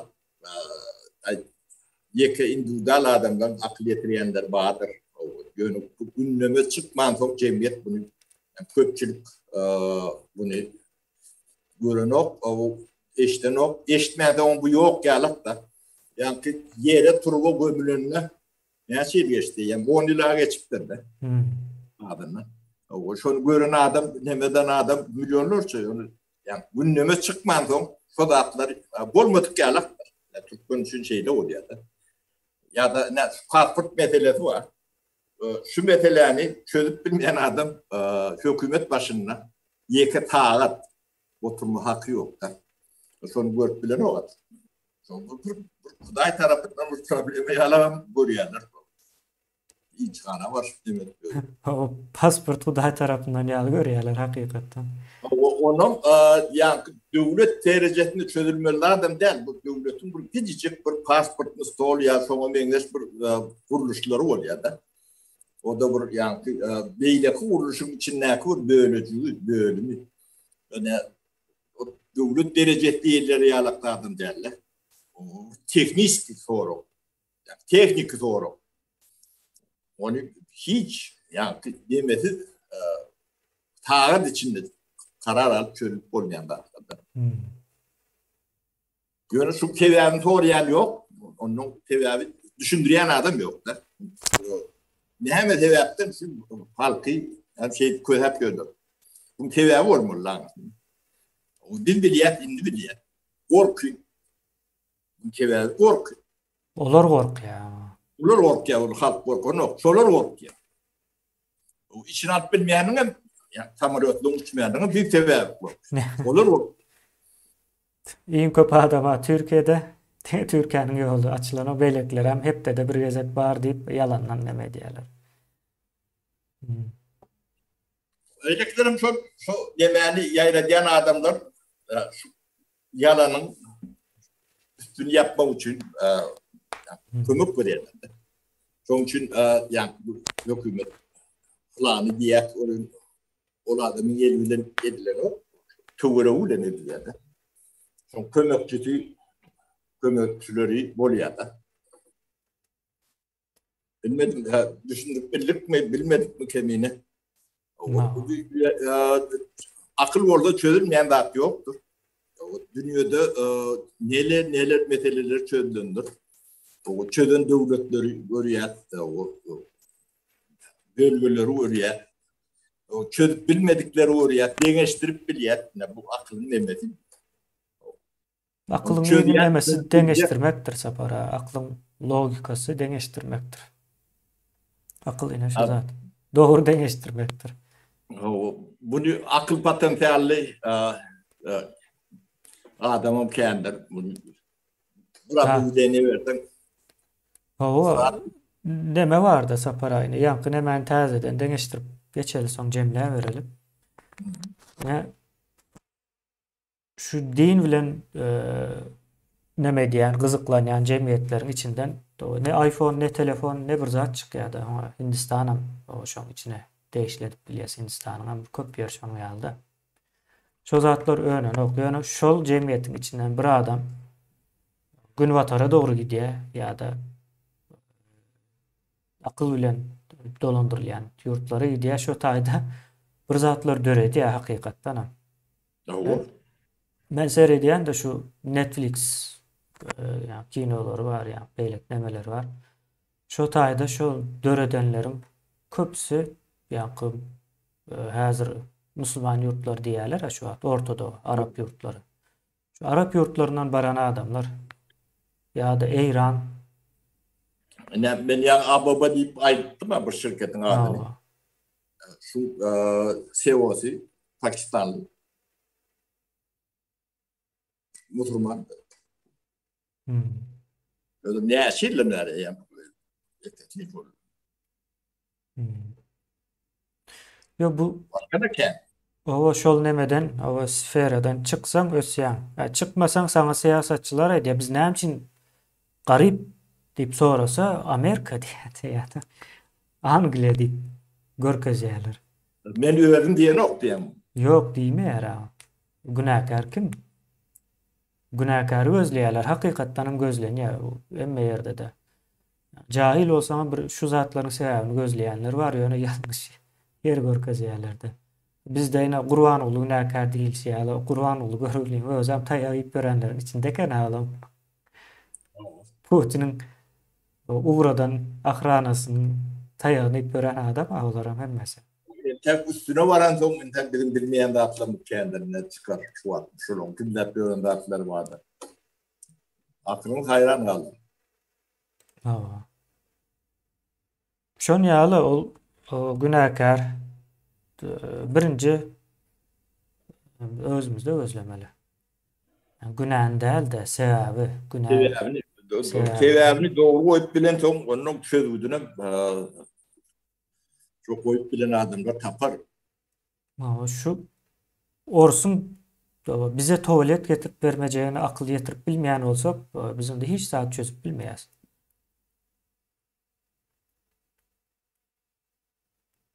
Orsun bize tuvalet getirme mümkünçülüğü yoksa yani tuvalet yok dağlarda da. Olarda yok tuvalet. Bizde ya bilmedim yani yazılı tarih boyunca Selçuklu'dan eğer vardığını bilen de tuvaletin. Ondan ömrünü bilemiyor yani. Ondan ömrünü bilmeyen zadımı aytmayın. Yani Selçuklu'dan eğer var yani. 1000 yıldan eğer var. Demede Kazakistan'la Türkistan bir demesi var. Dava. Velayet. Sotay'da kadimi demi var. Yadigarlıklar var da. Sotay siyahada gitti. 2006 yıllarda. 2000 yıllara boğrak olmadı. Yani 1000 yıllar. Tuvalet var. Onun bahaneleri var da. Şem bilen işleyen bahane. Tavet demeti yıkıptır. Bir şem bilen İranyan ekenler. Şu hem benemeler var. Yani işlediler. Tarih tuvalet nemelerim var. Şu tuvalet diyende şu yardıma düştü de.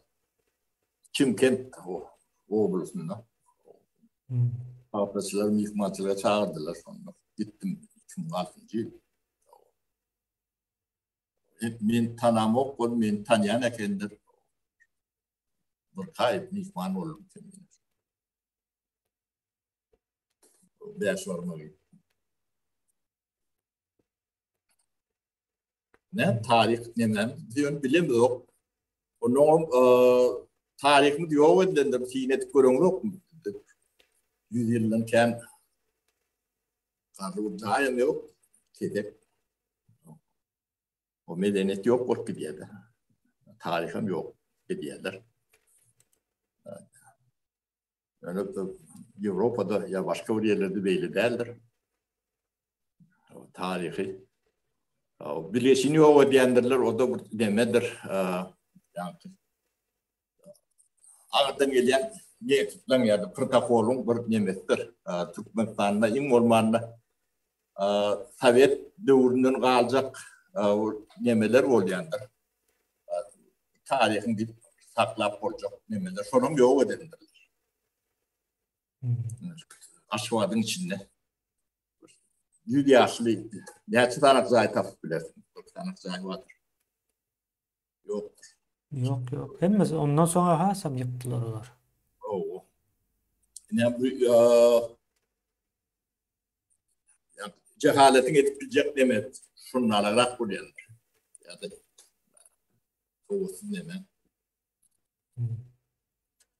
Bu da aklın teviyatlarını, demelerini yani özümde neydi öz bolcokluğuna şoňa da aklım getirip bilen okur da. Eden de atların hem beceti 100 terin radı terstir. Tanak gören barmak bas demeden. Yanlışlık koveden adamlar vardı, doğru eden de atlar vardı. Onun solunu eline geçir, bunu yatırayan yok edendir. Bunun kolma değerli edendir. Yani oğur diyen adamların elinden alıp beyleke verden, aeroport buraya. Şu kör vurur. Ne? Bu ne nimettir. Oğur diyeyim, yani ağırbaşı yetişen olmadı, yetişen kadrini yok eden. 30 yılda şunu şey bilirler. Yani oğru ödüler. Ehli.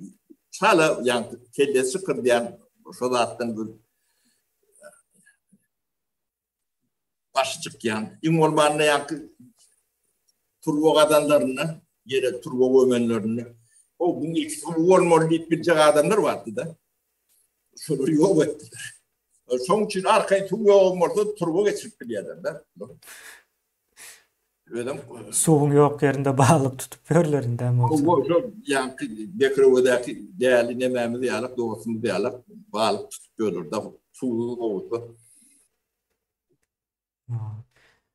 Özbekistan'dan Atacan o deyip bir soruya.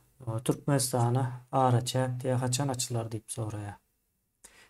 Arezm tarafını soruya. Ben aydıp vereyim, Yeka Özbekistan'dan Türkmenistan daş doğruğundaki devletleri vardır. O şolun hiç birbirlerine terk olmalılar. Hem bize de açık olmalı. Biz şu dağıtlar in yakın demede ne bir polyan olsa tabii karşı tarafın hem fikir olmalılar.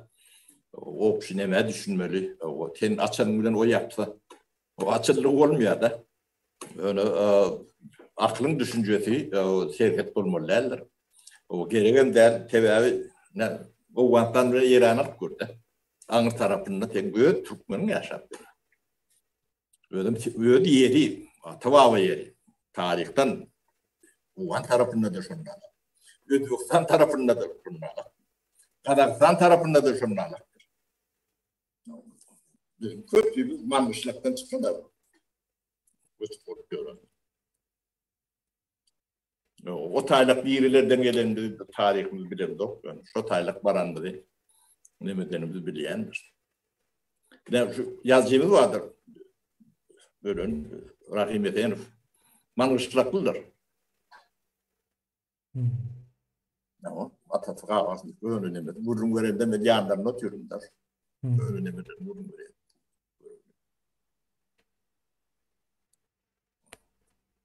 O karrı inelimde var. Ben enem. Bilimi, soğudu, nemeti yoktu. Yani manışlak var adı vurun görev. Çağadı. Birinci, ikinci, üçüncü klasların çağalardı. Nimet o Sotaylar'da gelip gitmen emediler bolmalı. O adamlar kitabı okuyup bilen yok da bunu. Dilin geçen emeler bilen, rivayetler önüne geçen. O. Şu Orta Asya'da bize en yakın o özbeklerin demesi, hasiyeti, medeniyetimize katmenzeş. O Dinlemese. şirket ne gerek ben çok düşünemiyorum. Hmm. Yani Norveç'te şöyle arası şirket yok. Var şey, yani teritoryan kimlik değil ne O mi? neme değil yer ama sapara siyasi karta değil yer ama O siyasi karta o. administratif ne için o arasında da şirket yanaklık ne bellik ne var? O yasaklamalıyla ne var? Yo bizim hem iktisat taraftan hem en kuvvetleşip bilecek yerimiz. En yakın, en Yani, kuvvetleşip bilecek yerimiz yani Özbekistan. taraftan onu gururum veren kendine. Ne soru Türkmenistan'ı yani merkez deyip al. Merkezde al elbette onu yönü merkez deyip al. Radyus çıl. 1000 kilometre. Radyusun avan merkezi diye alsa. Şu tayda neçe milyar adam düşüyor. Kıtayamadı yani da buraya da. Bırak Emirlik'ten Hindistan'a bu demelerini alıyor. Yine 40 milyar halklı bağlar oluyor. O bağların ne hemediğini iktisadiyetten çalıvırdat düşünen olsam. Düşünüyorsunuz. Yine şu bağları ne hem için şirket koyup çeklendireceğim. Kaytan teşvik edersin. Totayda mal, akıl, bilgi iki tarafı da kariyar. Şu demeli oturduk birden başka dünyanın beylik bölüleri ikinci, üçüncü plana geçip o tanem yapmadım yok. O annem öyle gitti. Şundan kolonuna ten 15 kilometrede gidip yani 10 kilometrede gidip evet. Ondan ağırdı da olurum şunlarla kıyafet görettiriyor. Dünya açık oluyor dünya tenki. Son niret notoronda desen son merkez notoron yalak oluyor. Dünya togulu.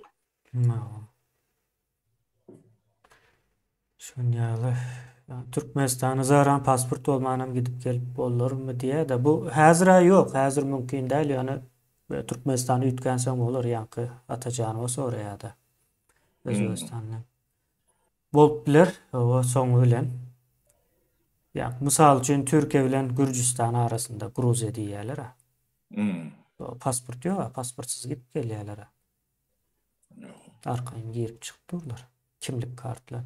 Yürüyte neme olar yazıptırlar. Schengen vizesi yağlap bir zat bolsa da bolar deyip. Şon ýaly bir ýagdaý bolar. Häzirlikçe bolan o.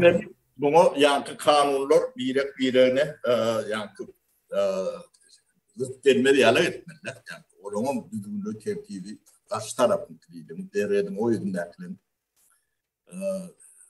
işlevleri, nemeleri olmalılar. Onun için biz umumu tiyaret öğretmeli. Sol regionlara da tehirimiz, keyfimiz, fikrimiz eşitler yalak. Bir de molon köyün eşitler yalak yağdaya gelmeli. Ya bunu ne bu ünlüler yandılar. İnternetin hem için yapıyorlar. Ne soror yalak kontaktlar demeler kontrol altında olsun diye diyorlar. O yaş çağını getirecek ol yani kene. Demek Türkmenistan'da kalan olmalı. Ne o? Şon ýaly şu gadaganlyň hem bejetiniň bir gapdalyny bulup etbagçylyklar var. Sapara men bir zat gurun berene ýadyma düşdi de şol sizi aýrandan soň bolan wakalarda 2000-nji ýyllar töwereg bolan wakalar hatda. Şu Özbegistandan öýlenip oba gelin getirenler ýene nämeler barda bir giden. Şolaryň çağalary bolandan soňra tutup neme etdiler-de, deport etdiler. Maçkalalary böldüler-de. Ve Aa, şu häzir şu ýadyma düşdi. Zordan tutup alıp gittiler. Hatta biri bardy, Tajikistandan gelen türkmen. Ola her deşikden girip iň soňga alypdyr. Aýaly çağalar bardy. Bize goňşdy. Her türlü deşikden bolsa, kaçıban bolsa girip şol iň soň ýadap goýupdyrlar. ne cehaletin nemeti miweti solatlar. Aa, meniň gyzym diýäýne. Ýa gatajanyma. Kyn. Kıyın. Ne da bu cahilliği görecek oradan da aeroportta ne uçonun yani bir atıp görün işgaran görüntünü baranla da tırtın deşine çeni bağırlak görün tam orşini görürsünüz. Gödük ne Türkmenistan yüzü o bizim medeniyetimizin yüzü şu yüz bilen bu medeniyet yaşat bilmeyen. Biz şu an dokundurup görün ne katlağa hiç bir taraftan meňlemedilerdir, meňleyecek yerimiz yoktur. Onu dünden aýdýar. Olary ýa-ni öz milletimizin wekilem hadap edip biljek geller. Bizim milletimiz akylly bunu karar berýär. Akla uýmaýan neme bizden ne? Bizden bolum bilmeýär. Aýaklar bol. Ya da tersini işleyen de hap bol. O aklın yolu dünyanın hem yerinden denkleştir. Burada. Men Özbegistanda gyzym Türkmenistanda diýe getirip bilemok diýip ýazypdyr. Atajanyma. Ödem Ýalam zat bolup bilermi? problemi de derler. Yönü çözülmeli datlar bolun yönü iki tane kampyk oturuldur tergetdi. Yani üstünde de bir karar berýänler. Bundan tampykdyr. Cehaletin nemeti şu. Öndürcük öğrenmemiş o da. O kakasy beren ok diýe gyzym diýe. Şol ýaly bir nemeler bardy. Bu serhetiň ýapykly o kakasyny berip bermezliginden hem däl. Geçip arkayn geçiwen barban bilýän däldir. O gurleşip çözüm bilýänlerdir. Hemme meseleni yani çözme üçin ilkulap bir oturup gurleşmeli. Bir dille. Düşünüp boljak dille. Kemini şu taýda Uturayl diýen Türkmen olam ýazypdyr serhetler diýe. Birden açıp bolmaz diýe, ýoş açmaz diýe. O birden bolmaýar, o zat tädim bolmaly. O diýeke taňa baglanat däl. Ýewropanyň o Ýewropa bolmak üçin näçe ýyl gerek bolandyr? Bu sünne zatı kän iki tarafım iki däl o taýda ýetki tarap bolýar. O tarapdan hemmeti işlemeliler. Ödem şu maklada yetecek bolup işlemeliler. Yok mu o terbiýelenip olaňam başka yani kellelerine başka internetleri defitleri bolup biler. Yani İran kelletini näme öljeğini bilemdi o. Bunu açsak Türkmenler ölen birleşer diyen fikir gelmez biler. Yönü biz onu ikna etmedik. O bir İran'ın yani territorial bütünlüğüyle yemeğimiz yok. Problemimiz yok. Adam yalak yaşamalı. Deme gelmedi. İki taraf düşünüm şeyler olur yalak. Bu giden protest bunu bir yılda bir günle çözümüz anlattılar del. O yönü şu üstüne işlendi. Bittiği için nemedir. Avrupa Birliği bir yılda uğurlu nedir? 10 yılda da uğurlu nedir? Şu düğünü yani atılan nemetinden Entegim gurulmana dowam edýär diýip hasap edermeli onu. Onun yaş 20 yıl geçenler. No. Öyle düşünceli cemiyetlerin arasında. Dedim ki Kaderimiz başka. O su yok yerde turma yok görün milletlerden. Kandırını büyük göçecek diyecek seni o da yakıp görün milletlerden. Çok demedi tayfadan. Niye de oturulmam bilmeli. Kimliğine o da var. O Doğru. yetir. Yani rahat Bruno'yu alak yapmakları mümkün. Şu cemiyetten. O yakıp göründü, atıp göründü derler. Yeri tadı edecek diyen adamlar derler o da adamlar. Hiç yere. Sizi kulçuluktan çıkaracak diyen onu terörist ettiler. Size yer verecek diye onu halk düşman ettiler. Biz şu cemiyetten. O yolunu tanımalı. Ya atacağını sonra ya da 11 yaşımda diye ben Priglaşen'e uğratsam Türkmenistan'a kızım gelip bilir mi diye. Sizin demeniz men bilemok. Özbekistan'ın şertlerini yöne. Elinde bir pasportu bolmalı olaymasa, zagran pasportu gerek olaymasa. O Türkmenistan hiç noyka kavat gelen de adı değil. O pasport bolunda da öğrenmeyen adamlar ken. Yani 11 yaşında değil, 40 yaşında adamların öğrenmiyor. Türkmenistan ya da büyük koşup eminim. O şon ýaly ýaňky atajany bu zatlary giňişleýin nämetmeli, seretmeli. Men dogry aýtsam o zatlara kän düşünemok.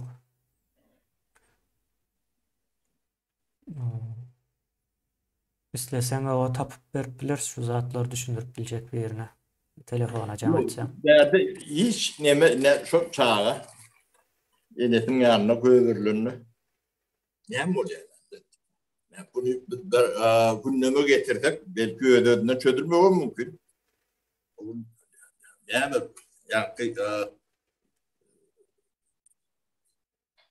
Özbekistan ve Türkmenistan'ın içinde kuş başlayan 11 yaşlı çağını enetin yanına. Yani atasının yanına göğürlünü. Ya yer titreme oluyor ya da su aşıyan. Ne mi oluyor? Mesela şeyde de tereddüt oluyor. Adam bana geçen gider. Şu hakikat oldu, çın oldu. Yani böyle daha dünyada ne yapayım? Tabi düzgünler tertipler işleyen.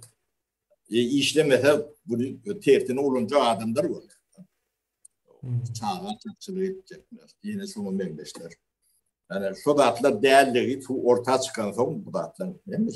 Rahat çözümler. Benim fikrim senin. İmtihanı demeden yakalaşayanlar bu dağıtlar. Sapara jemläli şu taýda biz. Bolya kemiğini savur. Bolya sapara Sizin sağ tavuğunu sağlıkta görüşelim. illeşler sağ olun hemmäňize.